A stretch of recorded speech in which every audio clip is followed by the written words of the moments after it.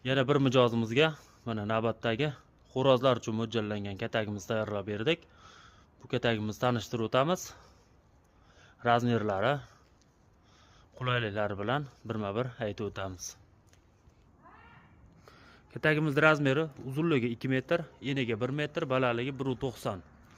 To'rxonaga ajratilgan. To'rtta xo'rozimiz bemalol yuraveradi. Ichi ham mana keng holatda.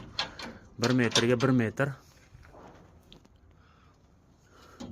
Ichiga apilka solinsa tushib ketmasligiga bordyurlari bor va doniga, suviga joylarni tashlab ketganmiz. Katagimiz to'rxona.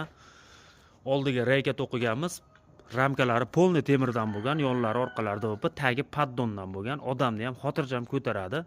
Har qanday 50 kilo, 60 kilo, 70 kilo, 100 kilo ham ko'taraveradi.